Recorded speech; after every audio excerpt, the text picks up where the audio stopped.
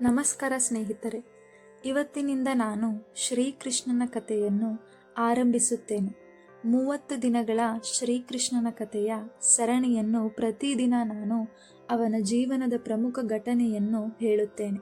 ಅದರಲ್ಲಿ ಭಗವಂತನ ಲೀಲಾ, ಶಕ್ತಿ, ಧರ್ಮದ ಸ್ಥಾಪನೆ ಮತ್ತು ನಮ್ಮ ಜೀವನಕ್ಕೆ ಬೇಕಾಗಿರುವ ಪಾಠಗಳಿವೆ. ನಮ್ಮ ಮೊದಲ ದಿನದ ಕತೆ ಭೂಮಿಯ ಪೀಡೆ, ದೇವರ ಪ್ರಾರ್ಥನೆ ಮತ್ತು ಅವತಾರ ನಿರ್ಧಾರ. ಈ ಕತೆ ಮಾತ್ರವಲ್ಲ, ಇದು ನಮ್ಮ ಮನಸ್ಸಿಗೆ ಶ್ರದ್ಧೆ, ಧೈರ್ಯ ಮತ್ತು ಧರ್ಮದ ಮಹತ್ವವನ್ನು ಕಲಿಸುತ್ತದೆ. ನಾವೆಲ್ಲ ಈ ಕಥೆಯನ್ನು ನೆನೆಸಿಕೊಳ್ಳಬೇಕು. ಸಂಕಷ್ಟಗಳಲ್ಲಿ ದೇವರಲ್ಲಿ ನಂಬಿಕೆ ಇಡಬೇಕು ಮತ್ತು ನಾವು ಧರ್ಮಪರವಾಗಿರಬೇಕು. ಈಗ ನಾವು ಕಥೆಯನ್ನು ಶುರು ಮಾಡೋಣ. ಬಹಳ ಕಾಲದ ಹಿಂದೆ ಭೂಮಿಯ ಮೇಲೆ ದುಷ್ಟರ ಕ್ರೂರತನದಿಂದ ಜನರು ದುಃಖದಲ್ಲಿ ಮುಳುಗುತ್ತಿದ್ದರು. ದುಷ್ಟ ನಾಯಕರು ತಮ್ಮ ಶಕ್ತಿಯನ್ನು ದುರುದ್ದೇಶದಲ್ಲಿ ಬಳಸುತ್ತಿದ್ದರು. ಜನರ ಮೇಲೆ ಹಿಂಸೆ, ಧರ್ಮದ ನಿರ್ಲಕ್ಷ್ಯ ಮತ್ತು ಅನ್ಯಾಯ ಹೆಚ್ಚುತ್ತಿತ್ತು.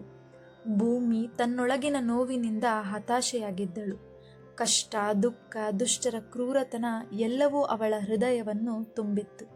ತನ್ನ ಹೃದಯದಲ್ಲಿ ಭಾವಿಸುತ್ತಾ ದೇವರನ್ನು ನೆನೆಸಿ ಧೈರ್ಯಪೂರ್ವಕವಾಗಿ ಕರೆಯುತ್ತಾಳೆ. ಓ ಪರಮಾತ್ಮ, ನನ್ನ ಮೇಲೆ ದುಷ್ಟರು ಕ್ರೂರತೆಯಿಂದ ಮೆರೆಯುತ್ತಿದ್ದಾರೆ. ನನ್ನೊಳಗಿನ ಜೀವಿಗಳು ದುಃಖದಿಂದ ತೊಂದರೆ ಅನುಭವಿಸುತ್ತಿದ್ದಾರೆ. ನನಗೆ ರಕ್ಷಕನು ಬೇಕು. ದಯವಿಟ್ಟು ನನ್ನ ಸಂಕಷ್ಟ ನಿವಾರಣೆಗೆ ಶಕ್ತಿ ಕಳುಹಿಸಿರಿ ಎಂದು ಭೂಮಿಯು ಬೇಡಿಕೊಳ್ಳುತ್ತಾಳೆ. ಈ ಕರೆಯು ಪವಿತ್ರ, ಪ್ರಾಮಾಣಿಕ ಭಕ್ತಿಯಲ್ಲಿದ್ದು ದೇವರ ಅನುಗ್ರಹಕ್ಕಾಗಿ ವಿನಂತಿ ತಲುಪಿತು. ಭೂಮಿಯ ನೋವು ದೇವತೆಗಳಿಗೆ ತಿಳಿಯಿತು. ಅವರೂ ಕೂಡ ಕಾಡಿದ ಭಾವನೆ, ದುಃಖ, ಸಂಕಷ್ಟವನ್ನು ನೋಡಿದಾಗ ದುಃಖಿತರಾದರು. ಭೂಮಿಯ ಸಂಕಷ್ಟವನ್ನು ದೇವತೆಗಳು ಗಮನಿಸಿದರು. ಬ್ರಹ್ಮ, ವಿಷ್ಣು, ಮಹೇಶ್ವರ, ಇಂದ್ರ ಮತ್ತು ಸತ್ಯಧರ್ಮದ ಪರಿಪಾಲಕರು ಸಭೆ ನಡೆಸಿದರು. ಅವರ ಮುಖದಲ್ಲಿ ಚಿಂತೆಯ ಆಭಾಸ, ಗಂಭೀರತೆ, ಭಕ್ತರ ನಿರಾಶೆ ಎಂಬುದರ ಭಾವನೆಯೊಂದಿಗೆ ದೇವತೆಗಳು ಭಗವಂತನಿಗೆ ಹೇಳಿದರು, ಭಗವಂತನೇ, ಭೂಮಿಯ ಮೇಲೆ ದುಷ್ಟರು ಕ್ರೂರತೆಯಿಂದ ರಾಜ್ಯ ಮಾಡುತ್ತಿದ್ದಾರೆ. ಜನರು ಭಯದಿಂದ ಬದುಕುತ್ತಿದ್ದಾರೆ. ಧರ್ಮ ಹಾಳಾಗಿದೆ. ಸತ್ಯ ಮರೆಯಲ್ಪಟ್ಟಿದೆ. ದಯವಿಟ್ಟು ಧರ್ಮವನ್ನು ಸ್ಥಾಪಿಸಲು ಕ್ರಮ ಕೈಗೊಳ್ಳಿ ಎಂದು. ಈ ಸಭೆಯಲ್ಲಿ ದೇವತೆಗಳ ಭಾವನೆ, ಶ್ರದ್ಧೆ, ಭಯ ಮತ್ತು ಧರ್ಮ ಪ್ರತಿಪಾಲನೆಯ ಶಕ್ತಿ ಮನಸ್ಸಿಗೆ ಸ್ಪಷ್ಟವಾಗಿದೆ.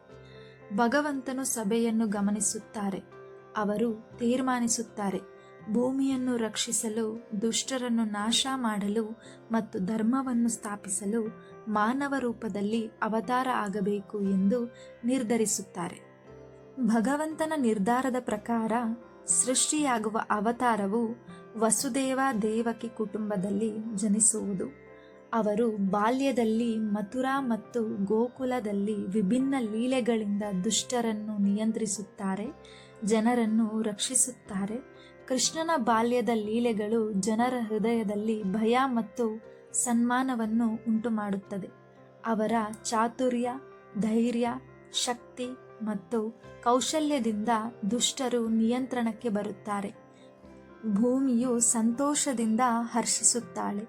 ದೇವತೆಗಳು ಸಂತೋಷದಿಂದ ಭಗವಂತನ ನಿರ್ಧಾರವನ್ನು ಅನುಮೋದಿಸುತ್ತಾರೆ. ಈ ಘಟನೆಯಿಂದ ನಮಗೆ ತಿಳಿಯುತ್ತದೆ, ದೇವರು ಯಾವಾಗಲೂ ಶ್ರದ್ಧೆಯುಳ್ಳ ಭಕ್ತರನ್ನು ತಪ್ಪದೆ ಸಹಾಯ ಮಾಡುತ್ತಾರೆ. ಸಂಕಷ್ಟಗಳಲ್ಲಿ ಶ್ರದ್ಧೆ, ಧೈರ್ಯ ಮತ್ತು ದೇವರ ಅನುಗ್ರಹ ಅತ್ಯಂತ ಮುಖ್ಯ. ಇವತ್ತಿನ ಈ ಕಥೆಯಲ್ಲಿ ನಮಗೆ ಸಿಗುವ ತತ್ವ ಮತ್ತು ಪಾಠವೇನೆಂದರೆ, ದೇವರು ಯಾವಾಗಲೂ ಭಕ್ತರ ಪ್ರಾರ್ಥನೆಗೆ ಸ್ಪಂದಿಸುತ್ತಾರೆ. ಸಂಕಷ್ಟಗಳಲ್ಲಿ ದೇವರಲ್ಲಿ ನಂಬಿಕೆ ಇರಬೇಕು. ಧೈರ್ಯವನ್ನು ಕಳೆದುಕೊಳ್ಳಬೇಡಿ. ಅವತಾರಗಳು ಧರ್ಮ ಸ್ಥಾಪನೆ ಮತ್ತು ದುಷ್ಟರ ನಾಶಕ್ಕೆ ಬರುತ್ತವೆ. ನೋವು ಮತ್ತು ಸಂಕಷ್ಟಗಳು ಜೀವನದ ಪಾಠಗಳಾಗಿವೆ. ಅವುಗಳನ್ನು ಸರಿಯಾಗಿ ಅರ್ಥ ಮಾಡಿಕೊಳ್ಳಬೇಕು. ಧರ್ಮ, ಸತ್ಯ, ಶ್ರದ್ಧೆ ಮತ್ತು ದೇವರ ಶಕ್ತಿ ನಮ್ಮ ಜೀವನದಲ್ಲಿ ಮಹತ್ವಪೂರ್ಣ. ಮುಂದಿನ ವಿಡಿಯೋದಲ್ಲಿ ನಾನು ದೇವಕಿ ವಸುದೇವರ ಮದುವೆ, ಆಕಾಶವಾಣಿ, ಕಂಸನ ಭಯ, ದೇವಕಿ ವಸುದೇವರ ಬಂಧನದ ಬಗ್ಗೆ ಹೇಳುತ್ತೇನೆ. ಈ ವಿಡಿಯೋ ನಿಮ್ಮೆಲ್ಲರಿಗೂ ಇಷ್ಟವಾಗಿದ್ದಲ್ಲಿ ತಪ್ಪದೆ ಲೈಕ್ ಮಾಡಿ, ಸಬ್ಸ್ಕ್ರೈಬ್ ಮಾಡಿ. ಮುಂದಿನ ವಿಡಿಯೋಗಾಗಿ ನಿರೀಕ್ಷಿಸಿ. ಧನ್ಯವಾದಗಳು.